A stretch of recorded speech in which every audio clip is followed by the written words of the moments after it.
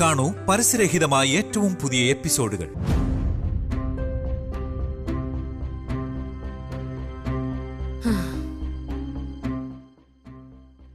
എന്തെന്നാ ശ്രീരാമ, നിനക്ക് ശ്രീരാമജയം എഴുതി എന്റെ കൈ ഒടിയാറായി. എന്നിട്ടും എന്റെ ആഗ്രഹങ്ങളൊന്നും ഇതുവരെ നിറവേറ്റി തന്നിട്ടില്ല. എന്റെ ശ്രേയമോളെ നീ എവിടേക്കോ പറഞ്ഞയച്ചു. എന്നിട്ട് അനാഥപിണ്ഡത്തെ കൊട്ടാരത്തിലെ മഹാറാണിയായി വാഴിച്ചു. ഒടുവിലിതേ എന്നെ ഒരു പാതി ഭ്രാന്തിയാക്കി ഇവിടെ ഇരുത്തി. രാമ രാമ രാമ. അല്ല, ഇവരെ ആരും ഇതുവരെ കാണുന്നില്ലല്ലോ. നേരെ ഒരുപാടായി. എന്തെന്നാടി പിറുപിറുക്കുന്നേ? അമ്മ എന്താ ഒന്നും അറിയാത്ത പോലെ? അവര് വന്നാലല്ലേ കാര്യം നടക്കൂ. ആരുടെ കാര്യമാടി? അതെന്താ അമ്മേ, ആരാ എന്താന്നൊന്നും അമ്മയ്ക്കറിയില്ലേ? ഇന്ന് വൈദേഹിക്ക് വിരുന്ന് കൊടുക്കല്ലേ. വൈദേഹി ഇപ്പൊ ഫോൺ ചെയ്തിട്ട് വെച്ചതേ ഉള്ളൂ. ദേവനും വൈദേഹിയും കൂടെ വന്നോണ്ടിരിക്കത്രേ. അതിനു മുമ്പ് ഇവരിങ്ങെത്തിയാ മതിയായിരുന്നു. അവര് വരും മുമ്പ് ഇങ്ങ് എത്തണേന്ന് പറഞ്ഞിരുന്നാ. അയ്യോ, അകത്ത് ഒത്തിരി പണി കിടപ്പുണ്ട്. ഈശ്വരാ.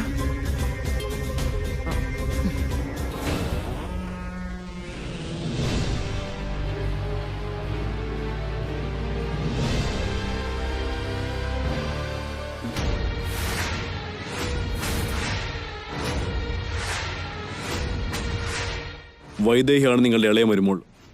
ദേവൻ താലി കെട്ടിയത് വൈദേഹിയുടെ കഴുത്തില.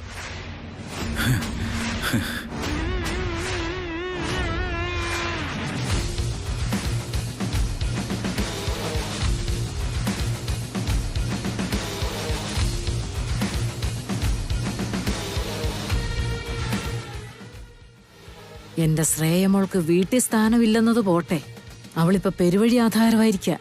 എന്നിട്ട് ഈ അനാഥപിണ്ഡം സൽക്കാരവും സദ്യ ആഘോഷിച്ച് നടക്കുന്നു. എന്റെ ശ്രേയമോൾക്ക് നടക്കേണ്ടിയിരുന്ന ചടങ്ങുകളാ ഈ അനാഥപിണ്ഡത്തിന് വേണ്ടി ചെയ്യേണ്ടി വന്നല്ലോ. ഇങ്ങ് വരട്ടെ മഹാറാണി, പണി കൊടുത്തോളാം. അവളുടെ ഒടുക്കത്തെ സദ്യ, അതിന്റെ കൂടെ അനുഗ്രഹിക്കാൻ കുറെ ആൾക്കാരും. അനുഗ്രഹിപ്പിക്കാടി.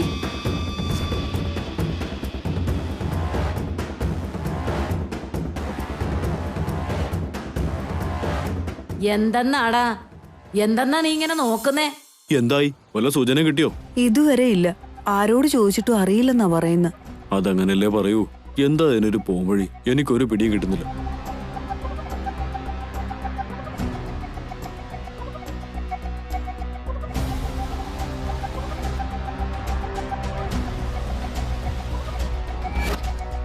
നമുക്കേ അയാളോടൊന്ന് ചോദിച്ചു നോക്കാൻ. എന്താ? വാ ചോദിക്കാം.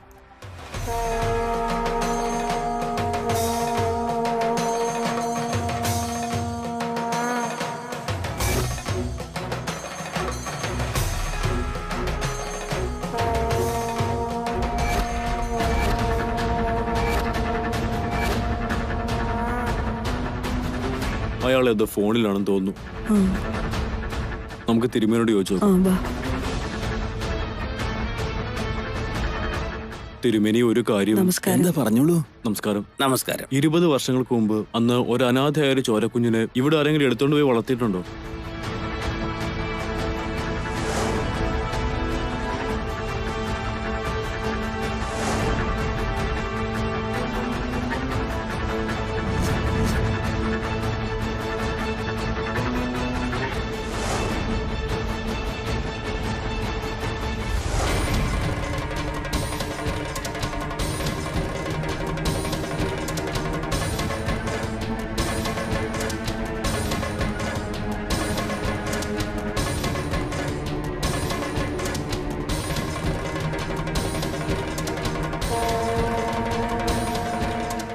വർഷങ്ങൾക്ക് മുൻപ്. അതെ, അറിയോ തിരുമേനി. ഇതുവരെ ഞാൻ അറിഞ്ഞിടത്തോളം അങ്ങനെയൊന്നുമില്ല.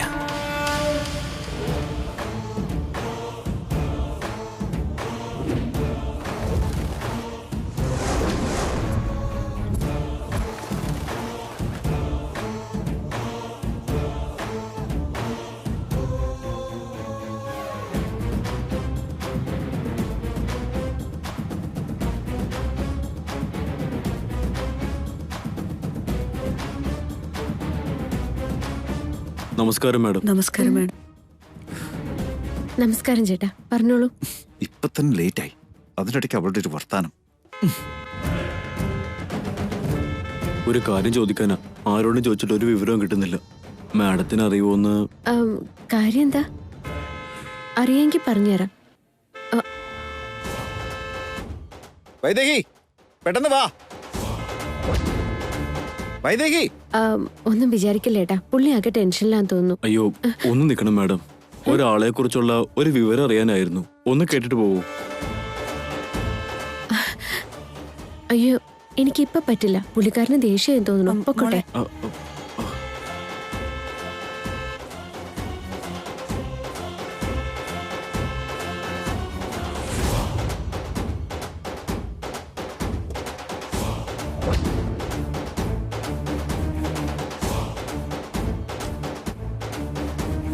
വിനയൻ എവിടെ? വിനയൻ എന്തിനാ? നിന്റെ അച്ഛൻ അതിന് വിനയനെ കൂടെ വിളിച്ചിട്ടൊന്നുമില്ലല്ലോ. എല്ലാറ്റിനും എങ്ങനെ എന്തിനാ മോനെ വെച്ച് സംസാരിക്കുന്നത്? എനിക്കങ്ങനെ സംസാരിക്കാൻ പറ്റും. ഞാൻ വന്നത് തന്നെ വലിയ കാര്യമായിട്ട് കണ്ടാ മതി. അതിനിടയ്ക്ക് അവളുടെ ഒരു ക്ഷേത്രാടനവും അതിന്റെ ഇടയ്ക്ക് എന്നിട്ടൊരു മീറ്റിങ്ങും.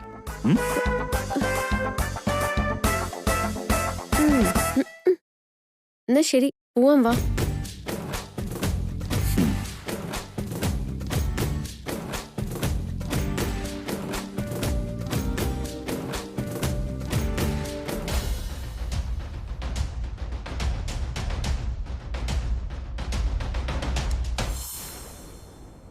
ആ എന്താ കുന്തം വിഴുകിയ പോലെ നിൽക്കുന്നേ?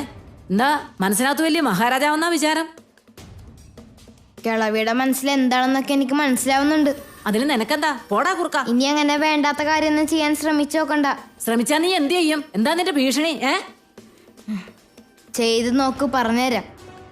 എല്ലാം കഴിഞ്ഞിപ്പോ സമാധാനമായിട്ട് ജീവിക്കുക. വൈദേഹി ചേച്ചിക്ക് പാര പണിയാനുള്ള ചിന്തയൊക്കെ കളഞ്ഞോട്ടോ. എന്തെന്നാടാ എന്റെ ചെറുവിരലിന്റെ അത്രേ ഉള്ളൂ, എന്നിട്ട് എന്നെ ഭീഷണിപ്പെടുത്താൻ വരുന്നേ? അതേ കിളവി, ഇത്രയും നാളത്തെ കാര്യം അച്ഛനും വല്ല സംഭവിക്കുന്നുള്ള വൈദേഹി ചേച്ചിയുടെ പേടിയായിരുന്നു. അതും പറഞ്ഞ് ഞങ്ങളെ പേടിപ്പിച്ചു. ഇപ്പൊ അച്ഛനൊന്നും പറ്റില്ലെന്ന് എനിക്ക് മനസ്സിലായി. ഇനി കിളവി എന്തെങ്കിലും ഒപ്പിച്ചെന്നിരിക്കട്ടെ, അപ്പൊ തന്നെ ഞാനത് അച്ഛനോട് പറഞ്ഞു കൊടുക്കും. പിന്നെ ഇവിടെ ഒരു പൂരമായിരിക്കും. കൊള്ളക്കുറുക്കൻ. എല്ലാരും കൂടി ചേർന്ന് ഇപ്പൊ എന്നെ ഇട്ട് വട്ട് തട്ടുകയാണല്ലോ.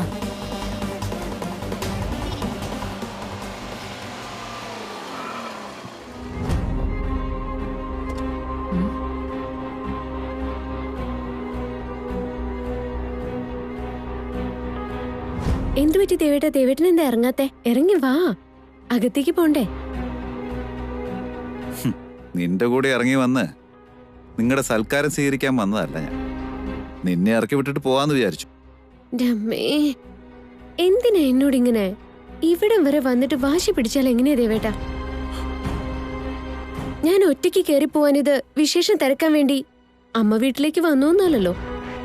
നമുക്കിവിടെ നിന്ന് സൽക്കാരോ ദേവേട്ടനും കൂടെ തന്നെ ഉണ്ടാവണം. കൂടെ ഉണ്ടാവണമെന്ന് വെച്ചാ അതെന്തിനാ? അല്ലെങ്കിൽ തന്നെ ഇത്രയും കാലം എല്ലാത്തിനും ഞാൻ തന്നെയാണോ കൂടെ ഉണ്ടായിരുന്നേ? അങ്ങനെയൊന്നും ഉണ്ടായിരുന്നില്ലല്ലോ. താലി ബ്ലൗസിനകത്ത് ഒളിപ്പിച്ച് എന്നെ പാടെ അകറ്റി നിർത്തി അരികിൽ തന്നെ ഉണ്ടെന്ന് കരുതി ഒത്തിരി വ്രതങ്ങളും പൂജകളും ഒക്കെ ചെയ്ത ആള് തന്നെയല്ലേ? ഇപ്പോഴും അതേപോലെ അടുത്തുണ്ടെന്ന് കരുതിയാ മതിയല്ലോ.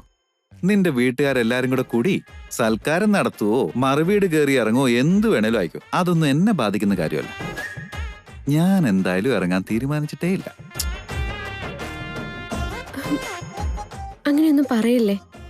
കല്യാണം കഴിഞ്ഞ മറുവീട് കയറുന്നത് ദമ്പതിമാർക്ക് നല്ലതാന്നാ മുതിർന്നവരുടെയൊക്കെ അനുഗ്രഹവും വാങ്ങിക്കണം. വാങ്ങിച്ച എന്റെ പ്രണയത്തെ ഒളിപ്പിച്ച്, അല്ലല്ല ഒളിപ്പിച്ചതല്ല, എന്റെ പ്രണയത്തെ നീ ചവിട്ടി പോലെ ചവിട്ടി ചതച്ച് ഒരു പ്രത്യേകതരം വഞ്ചനയായിരുന്നല്ലോ എന്നോട് കാണിച്ചിരുന്നേ. അതൊക്കെ എന്താ അങ്ങ് മാഞ്ഞു പോയ വൈദേഹി? അങ്ങനെ മായില്ലല്ലോ. എന്നാൽ എനിക്ക് നഷ്ടപ്പെട്ടതൊന്നും തിരിച്ചു കിട്ടാനും പോകുന്നില്ല. അതുകൊണ്ടിപ്പോ ഞാൻ അങ്ങോട്ട് വരുന്നില്ല. അയ്യോ എന്റെ ഈശ്വരാ. നീ അയ്യോ പത്തോന്നൊന്നും വെച്ചിട്ട് ഒരു കാര്യമില്ല. അതിലൊന്നും കുലുങ്ങാനും പോകുന്നില്ല ഞാൻ. ഞാൻ അങ്ങോട്ട് വരുമെന്ന് സ്വപ്നത്തിൽ പോലും വിചാരിക്കണ്ട. നിങ്ങളുടെ ആ സൽക്കാരമൊക്കെ തീർന്നു കഴിയുമ്പോ എന്നെ ഒന്ന് വിളിച്ചാ മതി. വന്ന് പിക്കപ്പ് ചെയ്തോണ്ട് പോയിക്കോളാം.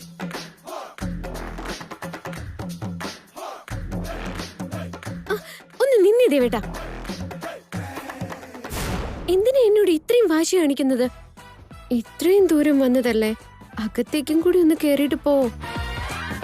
അച്ഛനും അമ്മയൊക്കെ വിഷമിക്കില്ലേ ദേവേട്ടാ?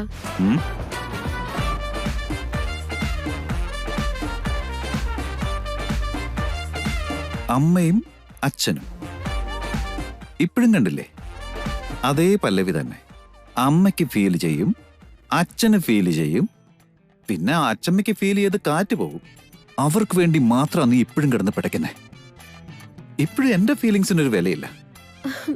അങ്ങനെയല്ല ദേവേട്ടാ. എങ്ങനെയല്ലെന്ന്? എങ്ങനെയല്ലെന്നാ? അന്നും ഇതൊക്കെ തന്നെയല്ലേ ചെയ്തേ? അച്ഛന് ഫീൽ ചെയ്യൂ അത്രേ, അനീത്തിയുടെ ജീവിതം തകർന്ന് തരിപ്പണായി പോകും എന്നും പറഞ്ഞ് താലി കെട്ടിയത് പോലും ഒളിപ്പിച്ച് എന്റെ ജീവിതം വെച്ചല്ലേ നീ കളിച്ചത്. എന്നിട്ട് ഇപ്പൊ പോലും അതേ അമ്മ, അച്ഛൻ, അച്ഛമ്മ. അതുകൊണ്ട് നീ തന്നെ പോയി അച്ഛനെ അമ്മേനെ ഒക്കെ കണ്ടിട്ട് വന്നാ മതി. പണിയെല്ലാം കഴിയുമ്പോ ഫോൺ ചെയ്താ മതി കേട്ടോ. Okay, by. ദേവേട്ടാ. ദേവാ, എത്തിയോ? സുഖാണോ മോനെ? സുഖായിരിക്കുന്നു അച്ഛാ. എന്താ കാറ് തന്നെ ഇരിക്കുന്നേ? അകത്തേക്ക് വരുന്നില്ലേ? ദേവേട്ടനകത്തേക്ക് കേറുന്നില്ല അത്രേ. ഞാൻ വന്നില്ലെങ്കിലോ എന്ന് കരുതി എന്റെ കാറ് പിടിക്കുന്നതിന് പകരം അവള് തന്തപ്പടിന് ഓരോ കാര്യങ്ങൾ ബോധിപ്പിക്കുക. ഇവളുടെ അതിസാമർത്ഥ്യം കാരണം എനിക്ക് ചൊറിഞ്ഞു വരുന്നേ. അകത്തേക്ക് വന്നില്ലെങ്കിൽ എങ്ങനെയാ? എന്താ കാര്യം? എന്താ ദേവാ പ്രശ്നം? ഞങ്ങൾക്ക് എന്തെങ്കിലും തെറ്റുപറ്റിയോ? മോൻ ആദ്യം കാറിൽ നിന്ന് ഇറങ്ങിക്കേ.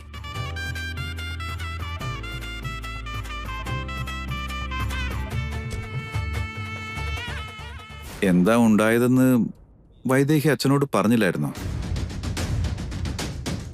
ഈശ്വര, ഈ വഴക്കിനെ കുറിച്ച് എങ്ങാനും ദേവേട്ടൻ അച്ഛനോട് പറഞ്ഞു കളയോ? എന്താ മോളെ പ്രശ്നം? അത് ഞാൻ തന്നെ പറയാച്ച. ഇവിടുത്തെ അപ്പുറത്തെ സ്ട്രീറ്റില് എന്റെ ഒരു ഫ്രണ്ട് താമസിക്കുന്നുണ്ട്. അവന് നല്ല സുഖമില്ലാതിരിക്കുക. ഇവിടെ ഈ ചടങ്ങുകളൊക്കെ തീരുമ്പോഴത്തേക്കും ഞാനൊന്ന് പോയിട്ട് കണ്ടിട്ട് വരാമെന്ന് വിചാരിച്ചിരുന്നതാ. അയ്യോ, ഇപ്പൊ മോൻ പോകാൻ പാടില്ല. ചടങ്ങുകളൊക്കെ ഇപ്പൊ തന്നെ തുടങ്ങും. അപ്പൊ നിങ്ങൾ രണ്ടുപേരും ഉണ്ടാകണം. മോളെ, ദേവനോട് നീ ഒന്നും പറഞ്ഞില്ലായിരുന്നോ? ഞാൻ പറഞ്ഞതാച്ചാ. എന്നിട്ടും പാവല്ലേ, കൂട്ടുകാരന് സുഖമില്ല എന്ന് പറയുമ്പോ നമ്മൾ അതൊക്കെ ഒന്ന് പരിഗണിക്കണ്ടേ അച്ഛാ? എന്നാ പിന്നെ പോകാനേ പാടില്ല. അല്ലെങ്കിൽ തന്നെ ഇപ്പോഴും കൊറോണ പോയിട്ടില്ലെന്നാ പറയുന്നേ. ഇങ്ങനെയുള്ളിടത്തേക്കൊന്നും പോകാണ്ടിരിക്കുക. ഫോൺ ചെയ്ത് ക്ഷേമം അന്വേഷിക്കാലോ. നേരിട്ട് ചെല്ലണം നിർബന്ധമില്ലല്ലോ.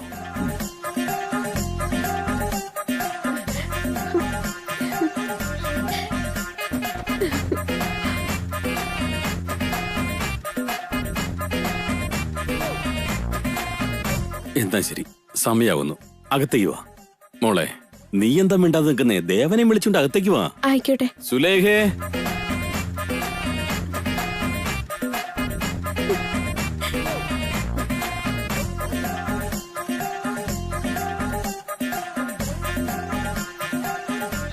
അകത്തേക്ക് പോവണ്ടേ ദേവേട്ടാ? അല്ല മരുമോനെ. എന്തിനങ്ങനെ ഒരു കളച്ചിരി?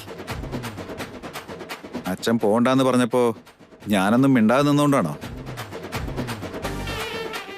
നിന്റെ കുടുംബത്തില് ആരെയെങ്കിലും ഞാൻ ബഹുമാനിക്കുന്നുണ്ടെങ്കിൽ അത് അദ്ദേഹത്തെ മാത്രം.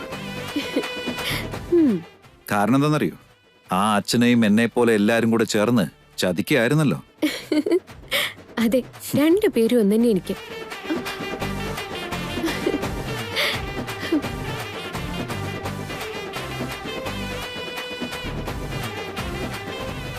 അമ്മേ, സുലേഖേ, മോളും മരുമോനും വന്നിട്ടുണ്ട്. ശ്രീമദ് വെങ്കടനാഥായ ശ്രീനിവാസായ തേ നമഃ.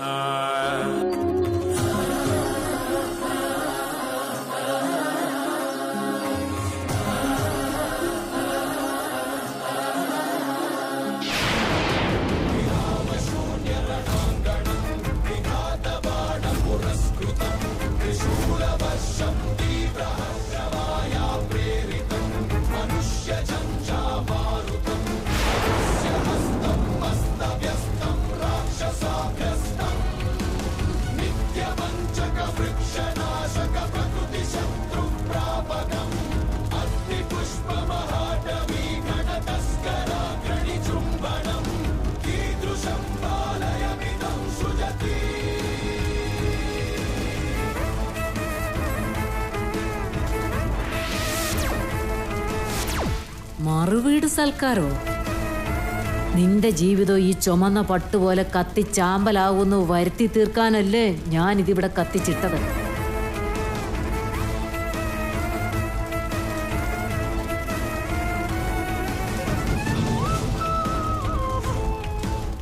ഇത്രയും വലിയൊരു അപശകനം നടന്നെടുത്ത് നിന്നെയൊക്കെ അനുഗ്രഹിക്കാൻ ആര് വരുമെന്ന് എനിക്കൊന്ന് കാണണം.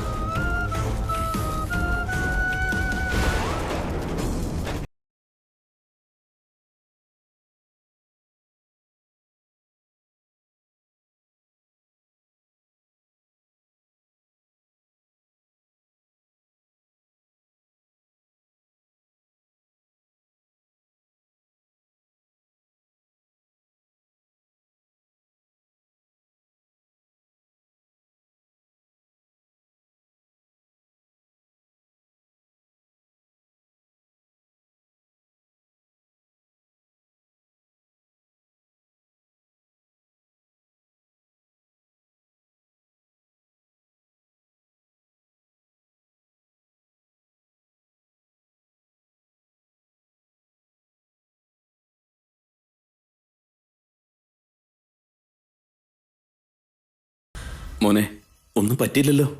ഇല്ല, ഒന്നും പറ്റിയില്ല അച്ഛാ. എന്റെ രാമ, ഈ വീടിന് എന്തൊരു കഷ്ടകാല ഇത്.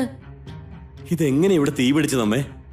എങ്ങനെ പിടിച്ചെന്നുള്ളത് അവിടെ നിൽക്കട്ടെ, എന്തിനു പിടിച്ചു എന്നുള്ളതിനെ കുറിച്ച് ചിന്തിക്ക്. നല്ല സമയം നോക്കി വൈദേഹി മറുവീട് വന്ന സമയത്താണല്ലോ വീട്ടിൽ ഇങ്ങനെ ഒരു അപശകനം നടക്കുന്നേ. ഇത് നല്ലതിനല്ല രാമ, നിമിത്തങ്ങളാണെന്ന് ഓർത്തോ. അത് വളരെ കറക്റ്റാ പറഞ്ഞത്. ഇത് അപശകുനം തന്നെയാ.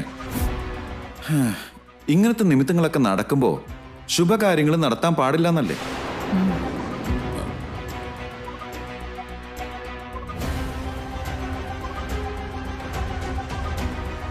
നമുക്ക് ഇന്നത്തെ ഈ പ്രോഗ്രാം അങ്ങ് ക്യാൻസൽ ചെയ്യാം, എന്നിട്ട് വേറൊരു ദിവസത്തേക്ക് വെക്കാം. അതായിരിക്കും better. അതെ അതെ, അത് തന്നെയാ നല്ലത്. ആചാരങ്ങളും സമ്പ്രദായങ്ങളും ഒക്കെ കൊട്ടാരം വീട്ടിലെ രാജാവിന് അറിയില്ലേ? നമുക്ക് അങ്ങനെ ചെയ്യാല്ലേ? അമ്മയൊന്നും മിണ്ടാതിരിക്കുക. ഏത് കാര്യത്തിലും തടസ്സം പറഞ്ഞോളൂ. തീ എന്ന അഗ്നിദേവനാണ്. ശുഭകരം, അശുഭ അല്ല അമ്മേ. നിനക്കറിയില്ലടാ. അമ്മയൊന്നും മിണ്ടാതിരിക്കുക.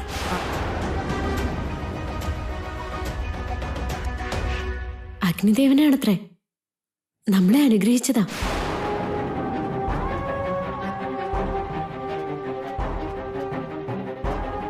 മോനെ, നിങ്ങൾ ഇതൊന്നും ശ്രദ്ധിക്കണ്ട. സുലേഖ, മക്കളെ വിളിച്ചോണ്ട് പോ. വൈദേഹി,